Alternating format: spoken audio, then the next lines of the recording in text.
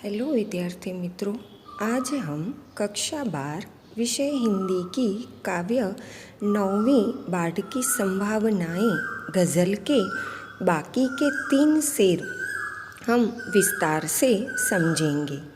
प्रस्तुत गज़ल बाढ़ की संभावनाएं का चौथा शेर है।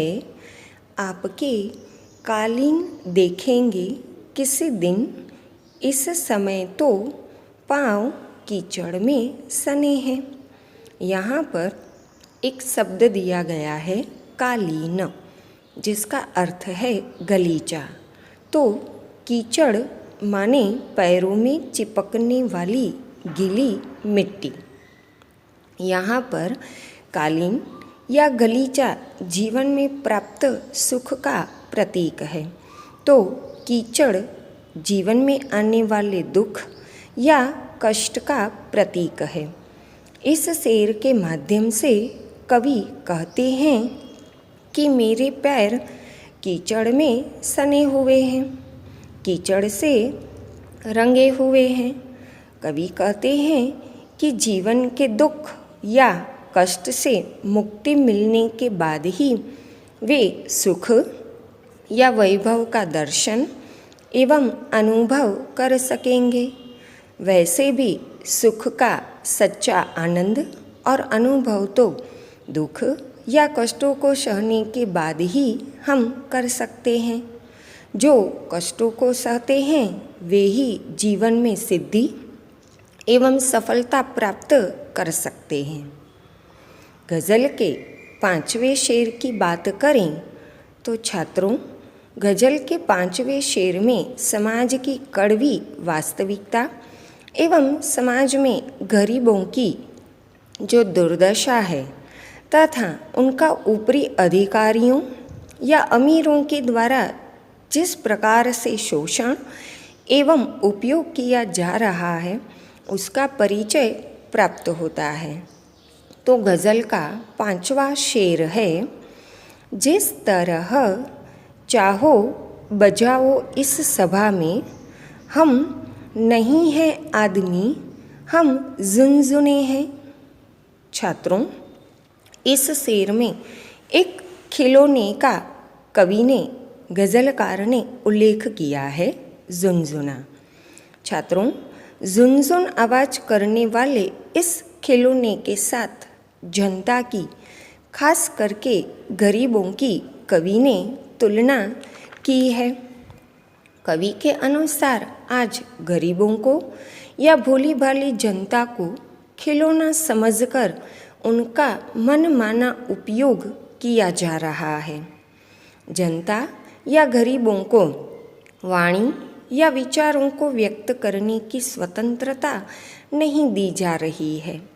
उनकी आवाज़ को, विचारों को दबाने की कोशिश की जा रही है।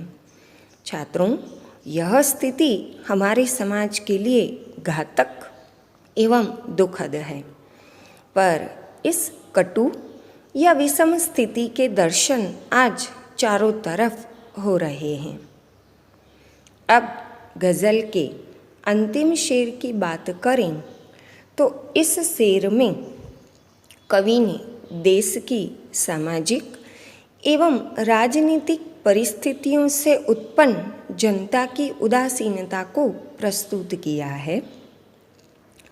गज़ल का अंतिम शेर है, अब तड़पती सी गज़ल कोई सुनाए, हम सफ़र ऊँघे हुए हैं अनमने हैं।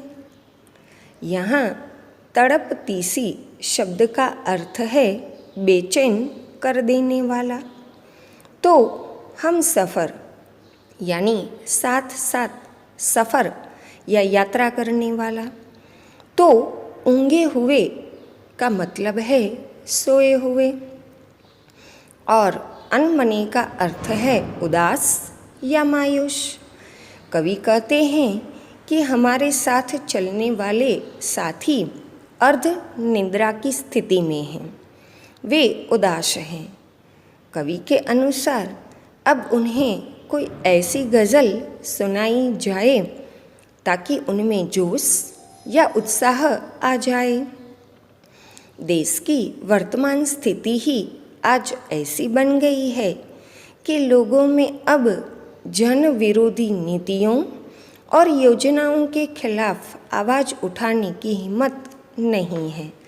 आज जनता मूक और मायूस हो गई है।